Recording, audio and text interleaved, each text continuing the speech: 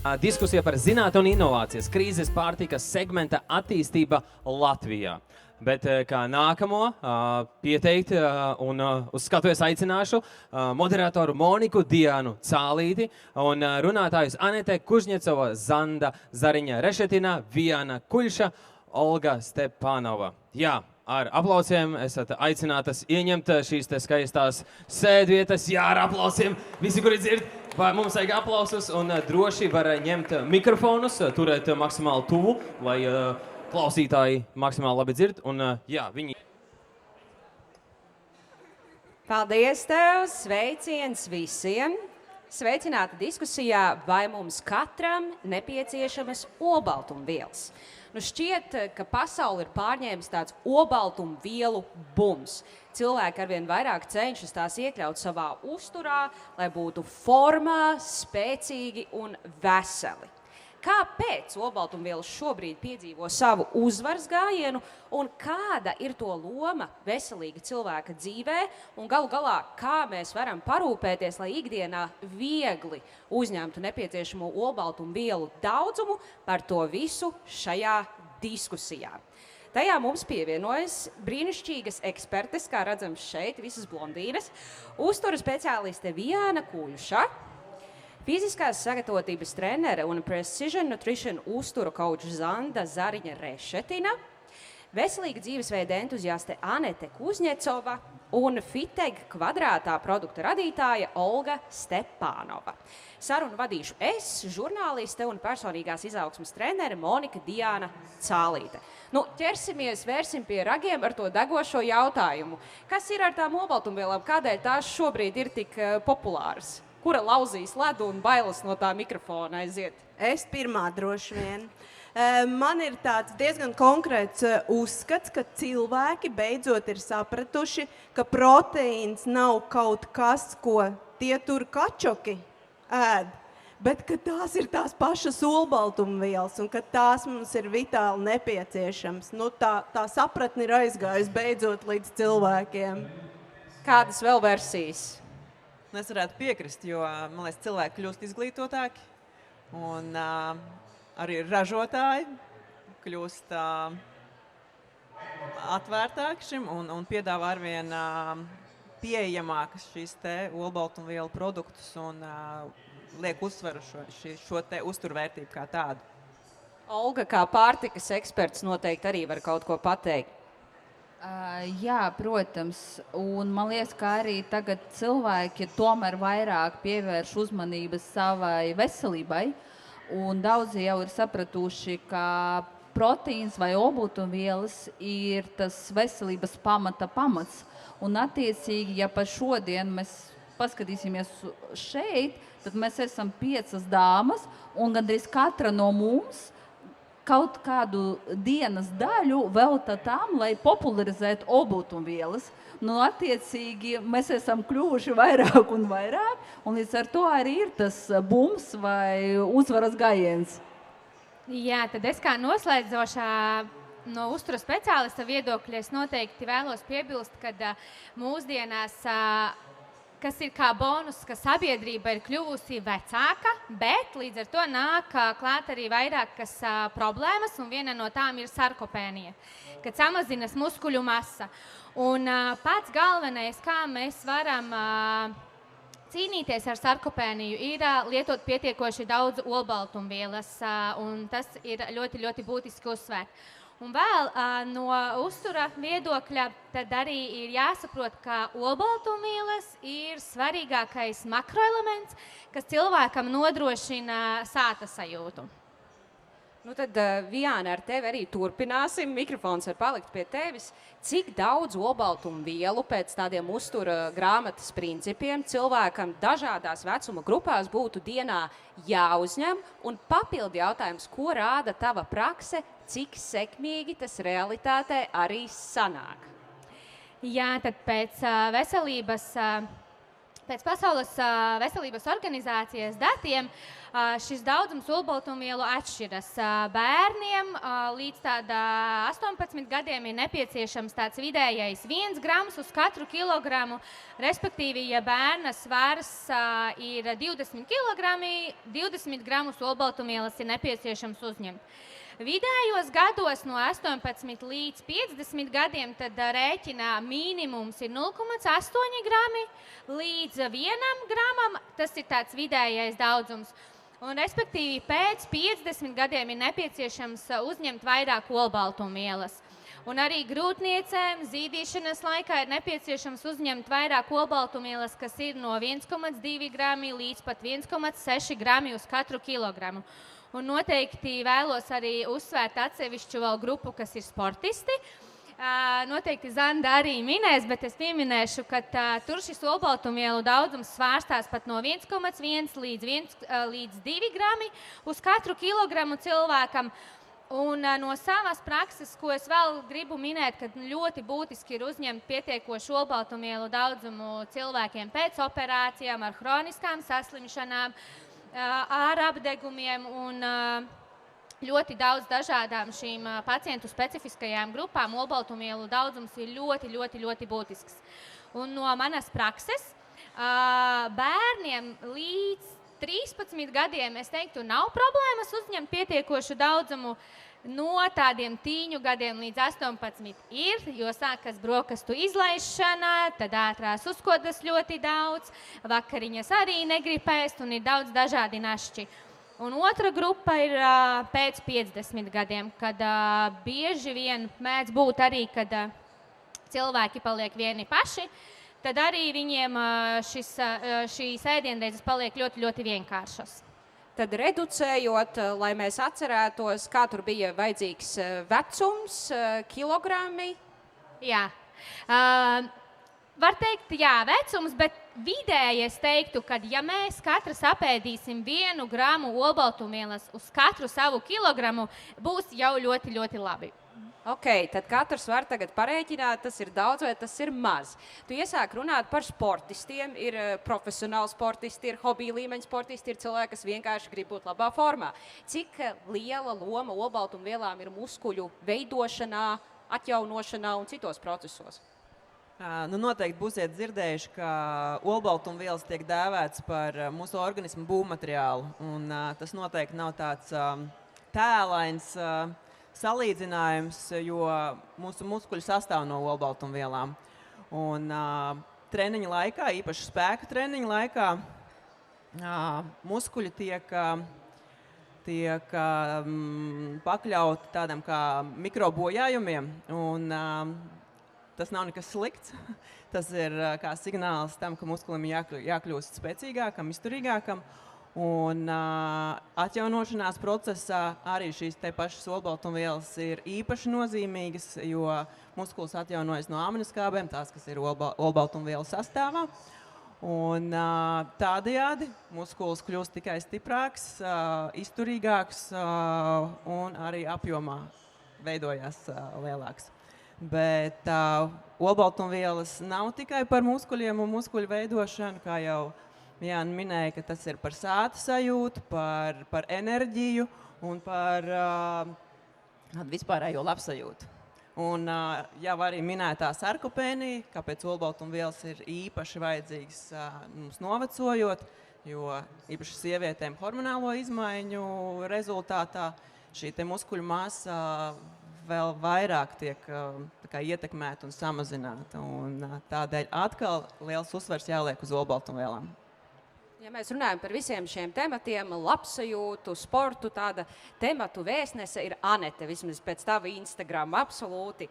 Kā tev praktiski izdodas uzņemt nepieciešamo olbaltumvielu daudzumu un cik grūti vai viegli tas ir un kā tu skaiti, tu kaut kā sver un rēķini? Jā, es jau esmu tajā vecumā, kad jau par to sarkopēniju jau tā nopietnāk var sākt runāt, jo ja līdz kaut kādiem 50 gadiem tas muskuļu masas zudums ir mērāms 10 gadēs, tad pēc 50 jau zūd kaut kādi 1 līdz 2% muskuļu masas gadā. Un tas ir mega svarīgi šo te muskuļu masu nezaudēt, lai gan nebūtu kaut kādi lūzumi kaulu, lai tu varētu kaut vai to pašu iepirkumu maisiņu atnest no veikala bez mazbērnu palīdzības.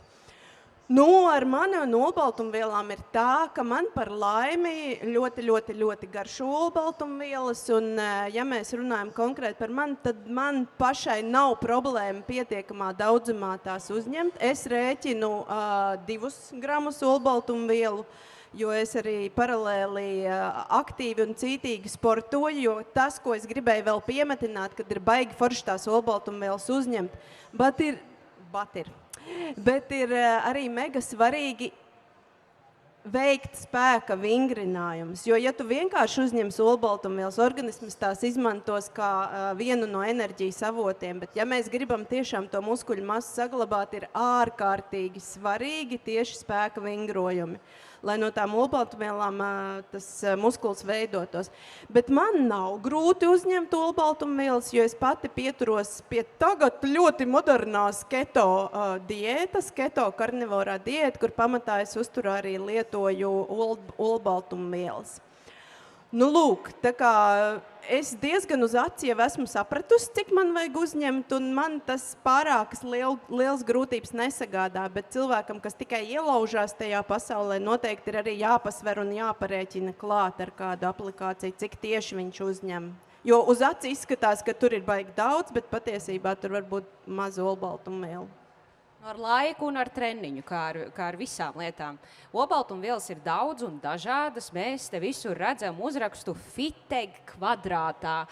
Olga, kas ir Fiteg kvadrātā? Un tu kā Fiteg kvadrātā mamma, ja tā drīkst teikt, kā tu nonāci līdz šādam produktam? Nedaudz pastāstīšu par mūsu jaunu produktu.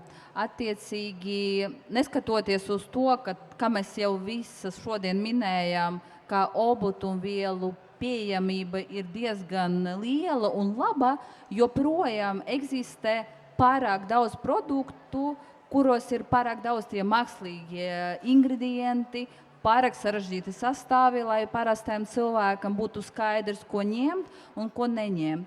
Un attiecīgi ola, kā tāda, ir katram saprotams produkts, bet olas ir ne tikai uzturvielām bagātas, bet tajos ir ļoti liels potenciāls. Tam piemīt daudzpusīgas sastāvdaļas, kuras joprojām nav izmantotas līdz galām.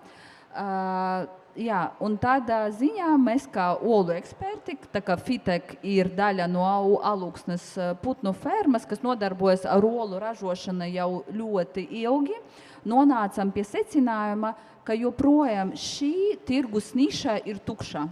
Un cilvēkam ola ir diezgan saprotams produkts, attiecīgi no tās var veidot kaut ko tādu, kas cilvēkam būs tuvs un mīļš, un ja viņam garšo olas, tad attiecīgi būs vēlme pagaršot arī kaut ko, kas ir saistīts ar olām vai ražots no olām. Otrs iemesls bija arī radīt kaut ko saprotamāku ar īsāko ingredientu listu, lai gandrīz gan cilvēkam gados, gan bērnam būtu saprotams, kas tur ir iekšā. Un attiecīgi tā arī mēs nonācam pie tā secinājuma, ka olām var veidot, un tie pirmie produkti mums jau ir tirgū pieejami, un es domāju, katra no jums jau pagaršoja un attiecīgi ir apmierināta, un mēs ceram, ka arī pārēji Latvijas iedzīvotāji, un ne tikai Latvijas, garšos un novērtēs, jo tiešām no piena produktiem eksistē ļoti daudz visādu variāciju, bet no olām joprojām ir ļoti minimāli, tā kā mēs arī cenšamies tagad to nišu iekarot un attiecīgi popularizēt ne tikai olas kā tādas, bet arī olu produktus. Nu, ja ieiet sporta uzturu veikalā, tie proteīnu kokteļi un dažādi citi produkti, tur ir tik daudz un dažādi, ka galva noreipst. Un man liekas, ka viens no populārākajiem ir sūkalu, angliski tas ir whey, tāpat ir arī dažādi augu proteīnu. Kā atšķiras tieši olu proteīns no šiem un cik populārs tas ir, ja salīdzina ar citiem veidiem vispār pasaulē? Vispār olu proteīns nav tik ļoti izplatīts kā pārējie proteīni, jo ir savas nianses tos ražojot, bet mums tas nebija grūti, attiecīgi, jo mēs nākam no tās industrijas. Bet, kā es jau minēju, piena proteīni, gan sūkalu, gan kazīns, gan arī pārējie piena proteīni eksistē tirgu jau ļoti sen. Un jau iekarojuši to plašumu, bet ar tiem ir savas nianses. Protams, sūklu proteīni arī ir ļoti labi, kas ļoti ātri uzsucas, bet mūsdienu cilvēkiem jo biežāk un biežāk ir sastopama laktos nepanesamība, un kā jau Viana noteikti arī domā, ka šī izplatība tikai palielināsies, jo mēs pārtraucām lietot piena produktus no pašas bērnības, attiecīgi pārstrādāt piena produktus, kas satur laktozi, mums būs grūtāk un grūtāk. Bet tie sūklu proteīni, kas nesatur laktozi, tad arī, protams, eksistē, tie arī uzreiz maksā daudz dārgāk nekā tie, kas ir ar laktozi.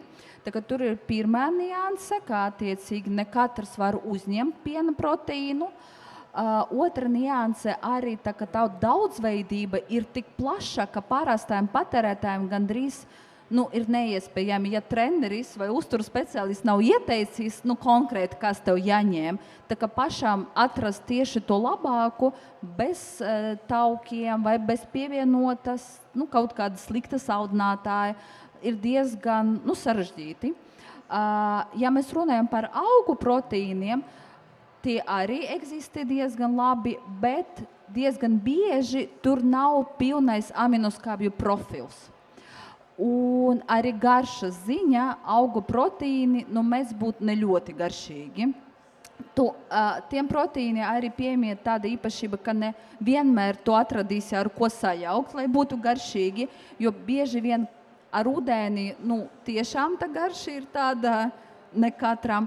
Arī pievienot citiem ēdieniem augu proteīna ir diezgan sarežģīti. Tu neuzcepsi, piemēram, pīrāgu vai kaut kādu kūku, pievienot vēl klāt augu proteīnu, ja tas uzreiz sabojas tev visu garšu. Attiecīgi mūsu proteīns, gan tas, kas ir ar garšu, gan tas, kas ir bez garšas, viņam tas pielietojums ir daudz plašāks. Tu vari miksēt viņu gan saldējos ēdienus, gan arī to jaunu, kas ir bez pievienotas garšas, arī saļējos ēdienos. Un mēs saprotam, ka tirgos pieprasījums uz šo pusi arī eksistē, ka, piemēram, pat gatavot biezupu vai kaut kādu tomātu mērci, nevienmēr tu izdomāsi kaut kādu proteīnu avotu tajā ēdienā, bet olu baltuma proteīns, viņš tikai uzlabos ēdiena struktūru, iedos tādu biezāku, garšīgāku struktūru, un attiecīgi tas ēdiens uzreiz būs arī bagāts ar to proteīnu, attiecīgi ar olbaltumvielām. Jā. Tu jau principā uztaisīji ļoti skaistu tiltiņu uz manu nākamo jautājumu, dažādas ēdienas. Pieminēju, es gribēju padalīties, ka nākot šeit, es zināju, ka man vajadzēs enerģiju un fokusētu prātu, un es uztaisīju kafiju, un piena putotājā, putojot zirņu pienu, pieliku klāt kausiņu ar fitegu, ar šokolādes garšu, kas bija jaunums un vispār baigi labi sanāca. Kas ir jūsu mīļākās receptes ar fitegu? Zanda? Visātrākais un visbiežāk man izmantotais ir proteīna batoniņš, ko es iemetu līdzi tajās reizēs, kad nav iespēja paēst, bet tas izsalkums ir kaut kā jāremdē. Un otrs ir proteīna kokteilis jaunums, kas ir bez garšas, jo man patīk pievienot savas garšas. Es parasti taisu ar saldētām ogām, banānu, un jā, tad viņš tāds svaigs un nedaudz skābens.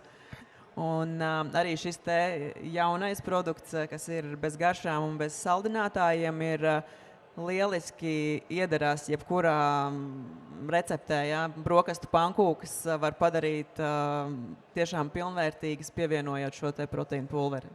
Arī sāļos ēdienos tu izmanto? Vēl neesmu noeksperimentējis, bet noteikti to izdarīšu. Un kā ar Vijānu? Jā, man ir diezgan līdzīgi kā Zandai. Tad batoniņš ir mans tāds visātrākais un iecienītākais mašīnā braucot vai starp pacientu pieņemšanu, ka tā laika ir diezgan maz un gribas kaut kādu enerģijas avotu un arī sāta sajūtu. Bet runājot par olbaltumvielu pulveriem, tad man noteikti iecienītākā recepte ir tos pievienot čija sēklu pudiņiem vai arī putrai, jo putra nav slikts ēdiens, bet to ir jāmāk pareizi un pilnvērtīgi pagatavot, ko ļoti bieži cilvēki īstenībā nemāk, un tad sūdzas, kad gribas ātri ēst pēc putras. Es, protams, izmēģināju gandrīz visu. Darbs tāds. Protams, bet man pašai joprojām favorīts ir mūsu vaņiļas proteīns. Man patīk tas saudums, ko viņš dod. Viņš nav tāds uzbazīgs, tas saudums, bet tieši tas, kas man prasās, ja gribās saudu uzkodu. Un es miksēju to parasti ar mandēļu pienu, kas ir bez pievienota cukura, un pievienoju klāt arī vai nu ogas, vai nu banānu. Tā kā šis ir mans favorīts, bet es jau paspēju izmēģināt arī saļājos ēdienos to jaunu. Un attiecīgi, jā, kā es jau minēju, pievienoju tomātu mērci. Pirmkārt, samazinās skābums. Tev vairs neprasās pievienot cukuru, kā bieži cilvēki dara, lai samazinātu skābumu. Un arī struktūra ir daudz labāka. Un vēl kas ir, ka neviens mājās nepamanīja, ka tur kaut kas ir pievienots klāts. Nu, man savukārt vislielākais atklājums un garšu ziņā ceļojums ir pievienojot tos garšīgos, ar garšiņu proteīnus grieķu jogurtam. Tādējādi es vienā porcijā uzņemu gandrīz 30 gramus olbaltumvielu, un tā garša ir vienkārši pasakaina. Viņš garšo tā kā tāds pakusis, šokolādes vai vaniļas saldējums, un es to ierādīju arī bērniem, un viņi ir sajūsmā, un mums jogurts iet, grieķu jogurts kopā ar olu proteīnu uz urām. Bērniem, protams, man abi bērni ir sportisti, viņiem ļoti, ļoti garšo pirms vai pēc treniņa arī apēst pa kādam batoniņam, tad viņi cīnās pa garšām. Nu, un man tāds viens eksperiments bija, kas man arī ļoti ir piepaticies un garšo. Es uztaisīju tādu tā kā kraukšķi, variet apskatīties Fite kvadrātā mājaslapā. Man sanāca tādi kā proteīna čipsi, un tad tos es bieži vien arī uzkraukšķinu. Tik daudz un dažādas receptes tiem, kam saskrējas iekals mutē, neesat bēdīgi, nedaudz jāpagaida, un tad varēs arī kaut ko ļoti garšīgu uzēst. Bet mēs jau pieminējām to plašo proteīna produktu klāstu, tieši tādu ražotu proteīna produktu klāstu, un bieži vien cilvēki domā, ka viņi ir ļoti veselīgi, viņi ēd proteīna batoniņu vai dzer kokteili, bet patiesībā tur ir ārkārtīgi daudz cukura vai kaut kādu netik ķermenim veselīgu un draudzīgu vielu. Kā ir? Olga pieminēja šo sastāvu. Ja tagad mēs skatāmies uz proteīna pulvera, teiksim, iepakojumu, tur ir norādīts uz 100 gramiem. Cik tad būtu tāds optimāls proteīna daudzums un cik būtu normāls cukura daudzums un cik jau būtu par lielu? Nu, kādiem skaitļiem pievērst uzmanību?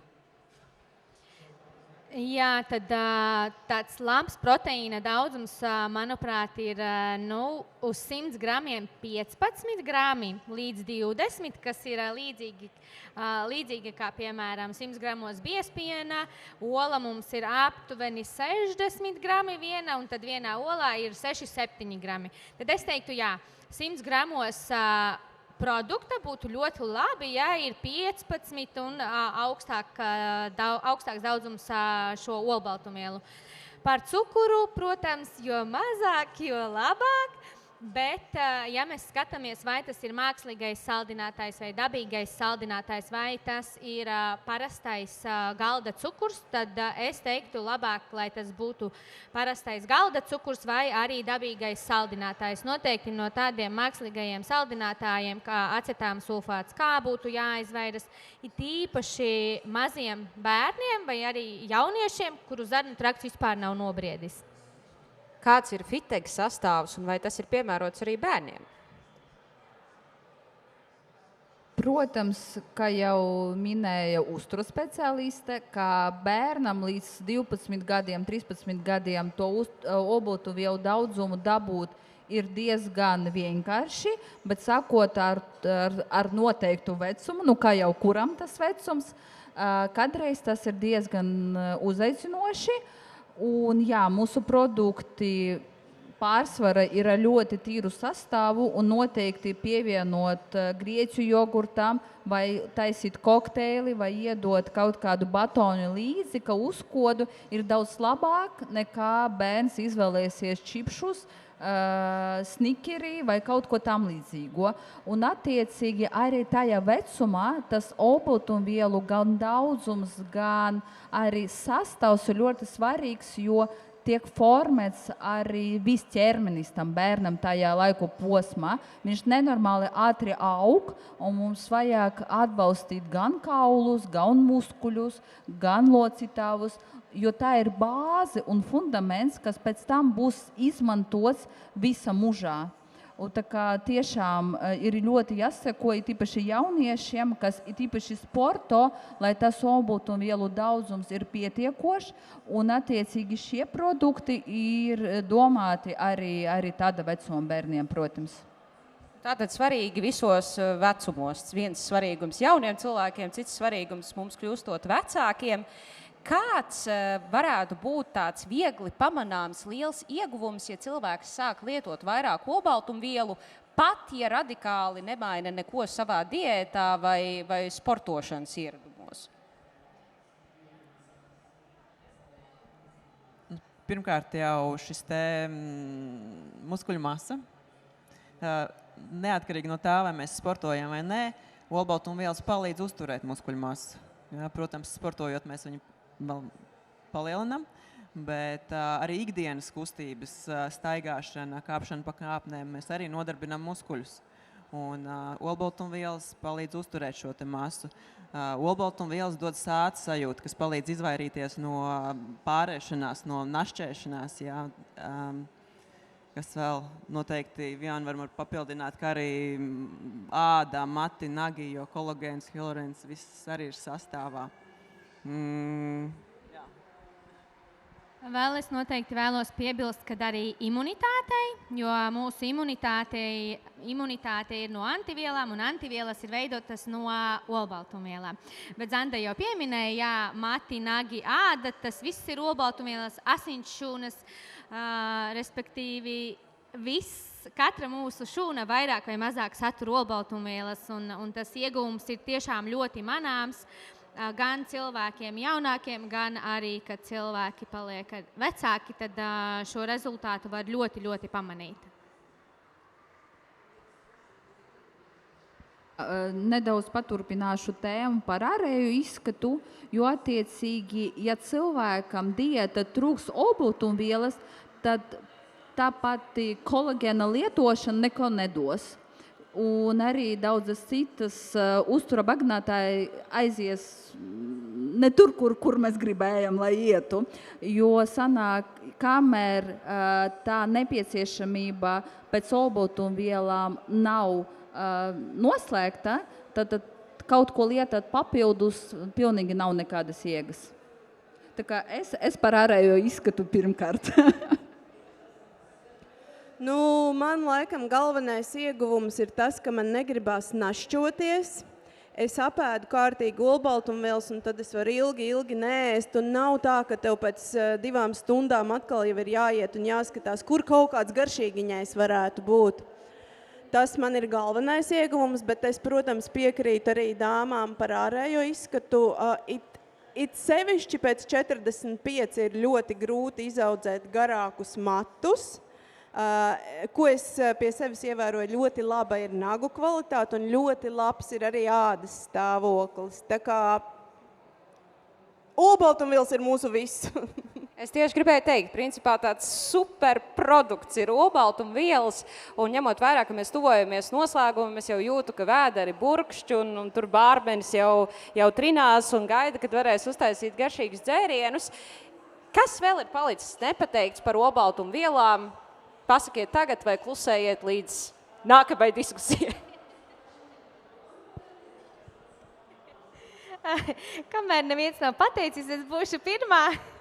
Tad tas, ko es noteikti vēlētos, lai katrs patur sev prātā un atceras, ka olbaltumvielas nav tikai muskuļiem un sportistiem. Tās ir nepieciešamas katram cilvēkam, katrā vecuma posmā.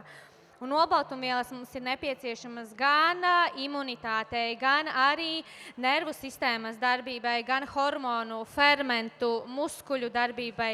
Ļoti, ļoti plašs ir to pielietojums mūsu organismā. Labi, tad es paturpināšu, kad pietiekams olbaltumvielu daudzums ir īpaši svarīgs mums novecojot, ja, jo jau minētā sarkopēnija, mums ir jāpalīdz uzturēt pēc iespējas ilgāk šī muskuļu masa, lai mēs saglabātu arī aktīvu vielmaiņu un spēcīgu funkcionējošu ķermeni.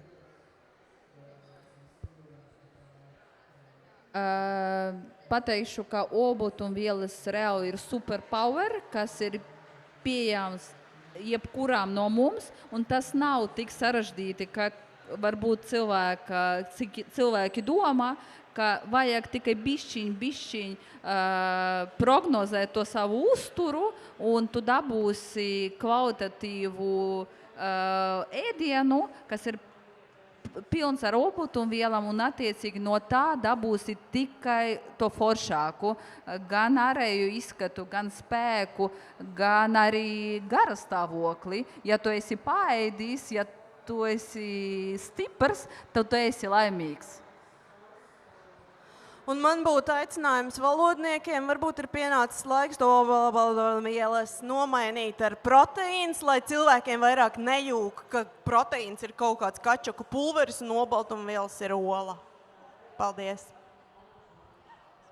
Liels paldies manām skaistajām, iedvesmojošajām sarunas biedrinēm. Es domāju, auditorija piekritīs, ka tas bija izzinoši, informatīvi un galvenokārt iedvesmojoši iet un izbaudīt olbaltumvielas, un tieši tāda iespēja mums to līdz šeit pat arī būs. Turklāt, beidzot, klāt ir ilgi gaidītais jaunums - olu baltuma proteīns bez pievienotas garšas un bez saldinātājiem, ko redz, kā var izmantot mierīgi arī sāļos ēdienos. Tas ir dabas iedvesmots un zinātnē balstīts tīrs olbaltumvielu avots, kas ļauj pašam radīt sev vēlamo garšu, it īpaši iedvesmojoties no daudzajām receptēm, kas šodien izskanēja. Paldies! Ejam ēst!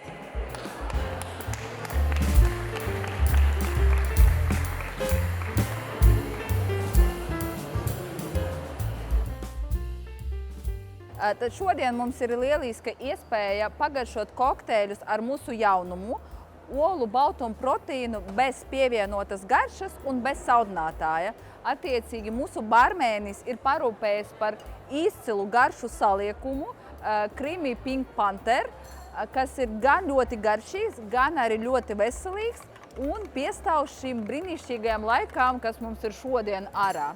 Ir pieejami arī olu baltuma proteīna batoniņi, 3 dažādas garšas – melene, šokolāde un zemes riekstu sviests. Mūsu batoņi ir unikāli ar savu sastāvu, kas ir pilnīgi dabīgs. Batoņi sastāv tikai no žavētiem augļiem, ogām un riekstiem, kam ir pievienots tik brīnišķīga izēviela kā olu baltuma proteīns.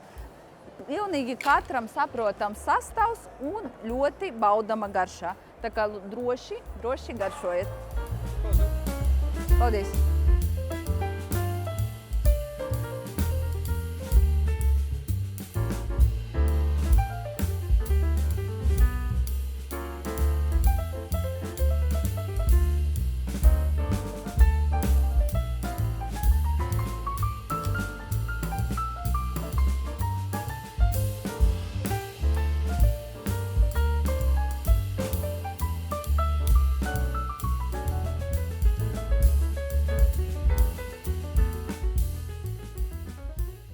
jā, šodien es miksēju lieliski vasarīgu, vēl vasarīgu kokteili.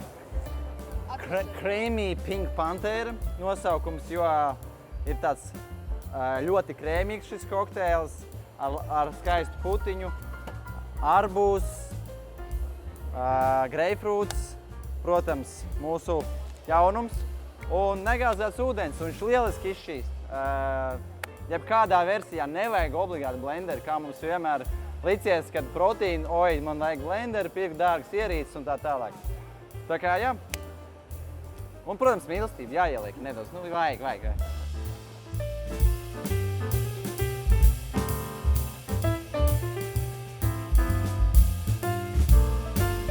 Jā, lūdzu, nāciet droši pagaršot. Jau ir paņemts, jā? Jā. Šeit mums ir kokteili ar jaunu olu baltumu proteīnu, kas ir bez pievienotas garšas un bez saldinātājiem. Tā kā pilnīgi dabīgs olu baltumu vielu avots, ko var izmantot ļoti dažādi. Var arī ļoti garšīgus kokteļus, kā mums šodien Linārs. Mājās mēs tā netaisīsim, protams.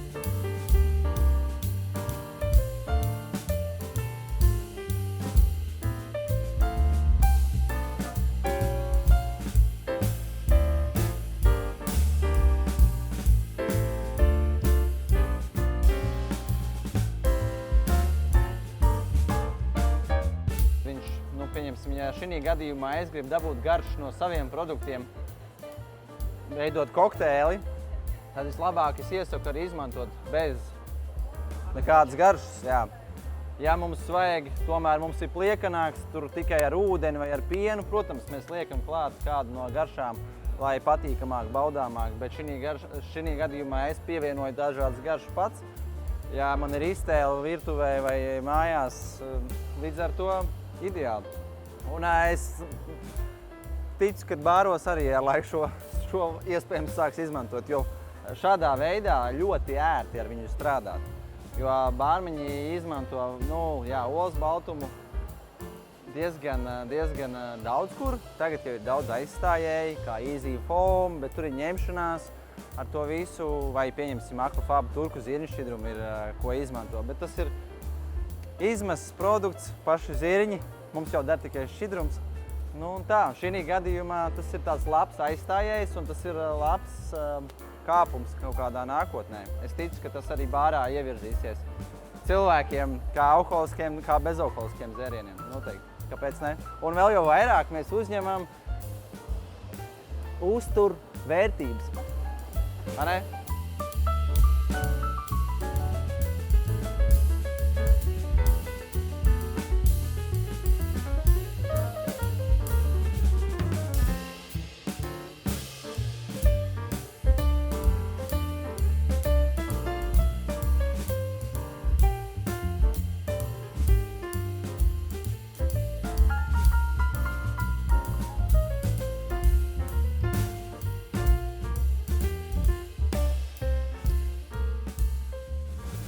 Pilnīgi dabīgas sastāvdaļas, tikai no žavētiem augļiem, riekstiem un žavētam ogam ar pievienotu proteīnu. Tā kā attiecīgi pilnīgi katram saprotams sastāvs, kuram klāt vēl ir tāds bonus kā proteīns. Līdz ar to pilnīgi viss cukurs ir dabīgs, nāk tikai no žavētiem augļiem vai no ogām. Ar to papildinātu uzturvērtību olbaltumvielu veidā. Tā kā droši pagaršojiet arī tos. Mums ir pieejamas 3 garšas – šokolāde, zemesriekstu garša un melone.